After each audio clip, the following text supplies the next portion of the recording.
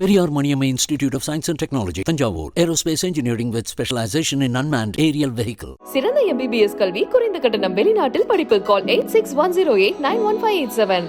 அந்த கொடி பார்க்கும்போது நாங்கள் ஸ்ட்ராங் அப்படின்றது அவங்க ஈஸியாக காட்டுறாங்க. விஜயனாக்கு ஆல்ரெடி வந்து ஃபேன் பேஸ் வந்து ரொம்ப அதிகம். ஸோ வந்தால் நாங்கள் லீடில் இருப்போம் அப்படின்றது அந்த கொடி மூலியமாக அவங்க அறிமுகப்படுத்துகிறாங்க. இன்றைக்கி இருக்க ஜென்ரேஷனில் வந்து பார்த்திங்கன்னா இளைஞர்கள் வந்து மோஸ்ட்லி அவரோட சப்போர்ட்லாம் நல்லா பண்ணியிருக்காங்க. என்கரேஜ் பண்ணுறோம், அவர் கண்டிப்பாக வருவார். ஒரு சிஎம்மாக இருந்தால் நம்ம நாட்டுக்கு என்ன செய்யணும் நல்லபடியாக செய்யணும். மக்கள் ஆதரவுன்றது ஆல்ரெடி விஜயனாக்கு இருக்கு. அரசியல் சப்போர்ட்ன்றது அவர் வந்து எப்படி பண்றாருன்ற பொறுத்து தான். கண்டிப்பா விஜய் வந்தா நல்லது பண்ணுவாருன்னு எல்லாருக்கும். ஜிங்கிற 3 எழுத்தை வந்து தமிழ்ங்கிற 3 எழுத்தா எடுக்கலாம். அந்த 3 எழுத்துல தமிழ் ஜெயிக்கும் அப்படிங்கறது விஜய் 3 எழுத்துன்றதால அந்த அடிப்படையில் அவர் சொல்லியிருக்காரு. பெண்களுக்கு நல்ல ஒரு சப்போர்ட்டிங்கா இருக்காரு. பிளஸ் வந்து இளைஞர்களுக்கு நிறைய, எனக்கு தெரிஞ்ச அவர் வந்தாருன்னு நிறைய வேலை வாய்ப்பு கிடைக்கும். பிரதர், இப்போ விஜய் அவர்கள் வந்து கட்சி தொடங்கி சில நாட்கள் ஆகிவிட்டது.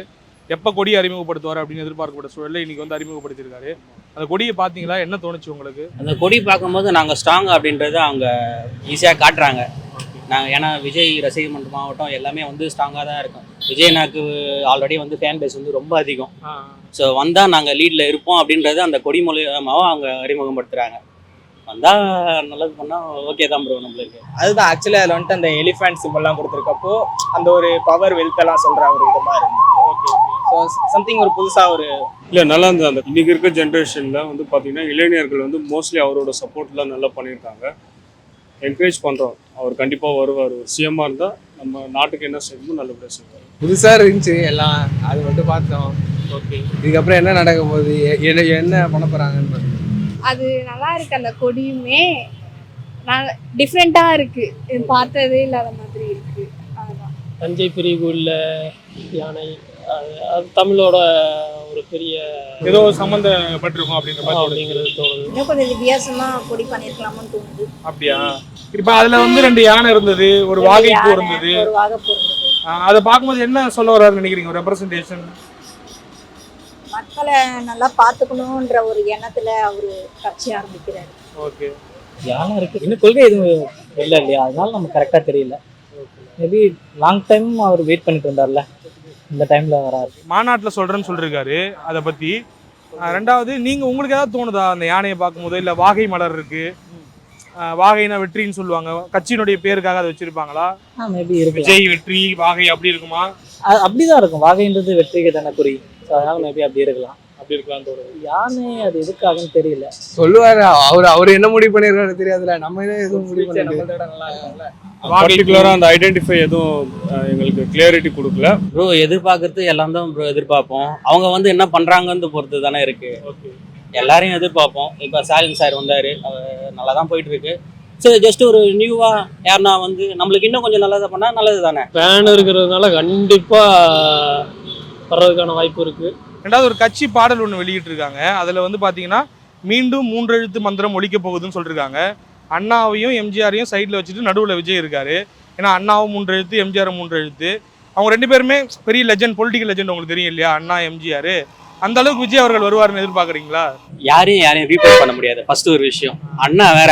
அண்ணா வந்து அவர் செஞ்சு வச்சுட்டு போன காரியங்கள் இப்போ இன்ன வரைக்கும் அவங்க நிறைவேற்றிட்டு மட்டும் தான் இருக்காங்க. இதுதான் ஓப்பன் ஃபேக்டே. சரிங்களா? ஆமாம், அவர் 2 லாங்குவேஜ் பாலிசி கொண்டு வந்தார். இன்னைக்கு வரைக்கும் கடைபிடிக்கிறோம். நிறைய விஷயங்கள் இருக்குது. அந்த மாதிரி வந்து தமிழ்நாடுன்னு பேர் வச்சது அவர் தான். அந்த மாதிரி தமிழ்நாடு பேர் வச்சது தான் நிறைய விஷயம் பண்ணியிருக்காரு. அதோட நிறைய அங்கே கல்வி அங்கே எல்லாருக்கும் கட்டாயம் அப்படின்ற ஏற்படுறதுக்கு அவர் தான். அதனால எல்லாமே ஓகே தான் ப்ரோ. அந்த 3 எழுத்துன்றது விஜயனா வந்து அவர் பண்ணுறதுல பொறுத்து, பண்ணுறதை பொறுத்து, அவர் எப்படி ஆட்சி செய்கிறாரு அப்படின்ற பொறுத்த மட்டும்தான் இருக்கு. அது அந்த 3 எழுத்துனால மாற போகிறது கிடையாது. அந்த அளவுக்கு எப்படி போவோம்னு தெரியாது. நாங்களும் விஜய் ஃபேன் தான். ஆனா அவ்வளவு தூரத்துக்கு போவாரான்னு தெரியல. ஆனா அவருக்கு என்ன முடியுமோ, அவரால் என்ன பண்ண முடியுமோ அதெல்லாம் பண்ணுவாங்க. எல்லாருமே தான் அண்ணா எம்ஜிஆர்ன்ற ஒரு கருத்து கொண்டு வந்து தான் அவங்க ஒரு பொலிட்டிக்கல் கொண்டு வராங்க. இவர் வந்து என்னன்னா, இப்போ வரலாறு பேஸ் பண்ணி வந்தோன்னா இவருக்கு அந்த ஒரு மதிப்பு இருக்குல்ல. இப்போ சில பேர் கேட்பாங்க, இவருக்கு என்ன தெரியும் பொலிட்டிக்கல் பற்றி, இவர் இந்த மாதிரி ஒரு ஃபீல்டு கொண்டு வர்றாருன்னா இப்போ அவங்க இதுக்கு முன்னாடி இருக்கிறவங்க எப்படி இருந்தாங்க, ஸோ அதை பேஸ் பண்ணி அவங்க வழிபடுற அந்த இதை வந்து இவர் பின்பற்றுறாரு. அவ்வளோதான், அதை பேஸ் பண்ணி மேபி அவங்கள இன்ஸ்பயர் பண்ணி அந்த ஒரு லைக் இப்போ இருக்க பாலிடிக்ஸ் இல்லாமல் அந்த ஓல்டர் ஜென்ரேஷனில் கரெக்டாக ஒரு ஹியூமன்ஸ்க்காக பண்ணாங்க இல்லையா பப்ளிக், ஸோ அந்த மாதிரி ஒரு சர்வீஸ் பண்ணலாம் அப்படின்ற மாதிரி வருவார்னு ஒரு நம்பிக்கை இருக்கு, பாப்போம். ஓகே வருவாங்க, ஓகே நம்பிக்கை இருக்கு. நம்பிக்கை இருக்கா? இருக்கு ஓகே, அண்ணா எம்ஜிஆர் பத்தி தெரியுமா உங்களுக்கு?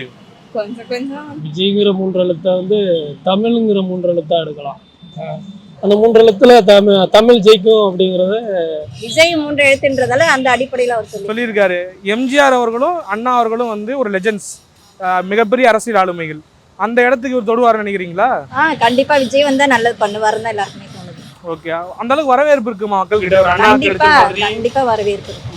20 இயர்ஸாக வெயிட் பண்ணிட்டு இருந்தாருன்னு நினைக்கிறேன் இந்த ஒரு சுச்சுவேஷனுக்காக. ஏன்னா 2010 அந்த டைம்லேயும் வந்து பார்த்தீங்கன்னா பொலிட்டிக்கல் வரப்போறான்னு சொல்லிட்டே இருந்தாங்க. இந்த டைம் இருக்கலாம், ஏன்னா 3 எழுத்து மந்திரம். இப்போ அண்ணாதுரை வந்து பல காலமாக அரசியல் இயக்கங்கள்ல இருந்து திராவிடர் கழகத்துல இருந்து பிரிஞ்சு வந்து திராவிட முன்னேற்ற கழகம் உருவாக்கி பல வருஷம் கழிச்சு முதலமைச்சர் ஆனாரு. எம்ஜிஆர் ஆரம்பிச்ச உடனே ஆயிட்டாரு. இருந்தாலும் அவர் 20 வருஷம் அரசியல் அனுபவம் இருந்துச்சு அவருக்கு, காங்கிரஸ் திமுகன்னு சொல்லிட்டு.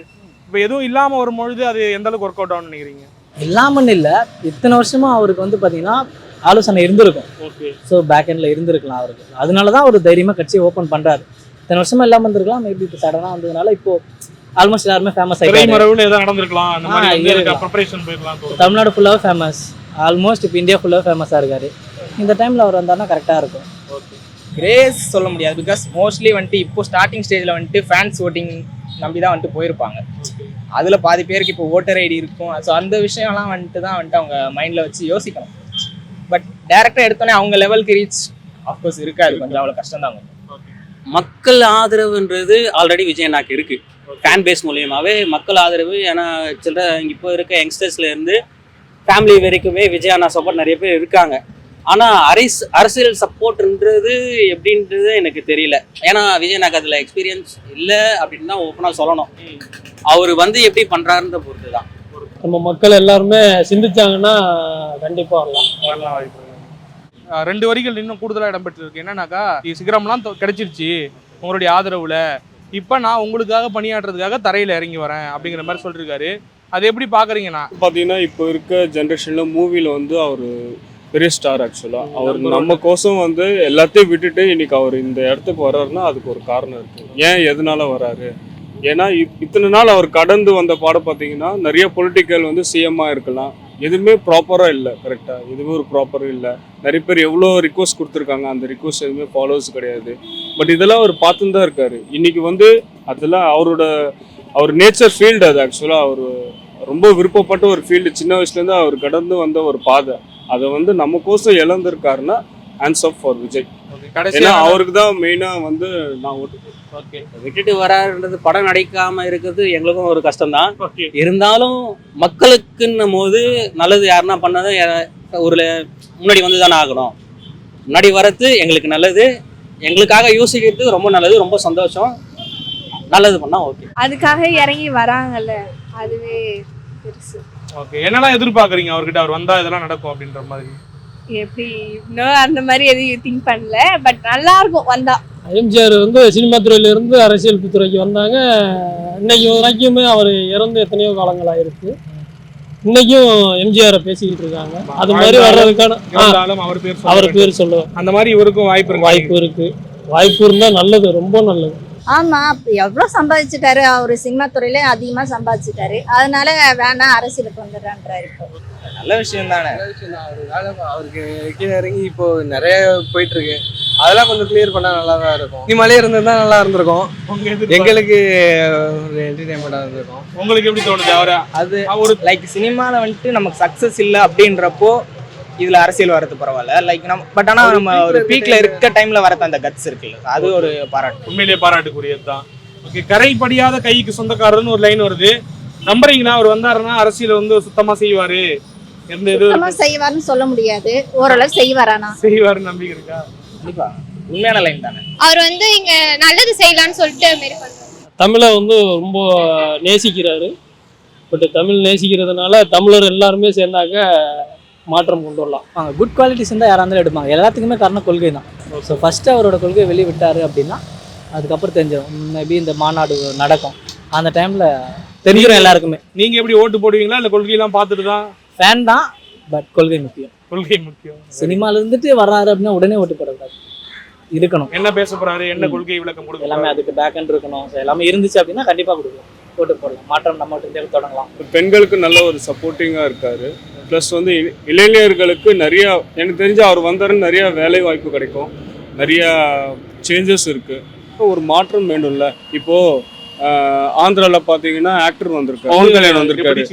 எஸ், இன்னைக்கு வந்து அவர் எவ்வளோ பெரிய ஆக்டர், இன்னைக்கு அவர் வந்து அந்த ஸ்டேஜ்க்கு வந்திருக்காருன்னா அது மக்களோட சப்போர்ட் தான். எல்லாம் வரவேற்கிறாங்க. அதே மாதிரி தான் நாங்கள் விஜய் வர்றது. Periyar Maniamma Institute of Science and Technology, Tanjavur. Aerospace engineering with specialization in unmanned aerial vehicle. சிறந்த MBBS கல்வி குறைந்த கட்டணம் வெளிநாட்டில் படிப்பு. கால் 8610891587.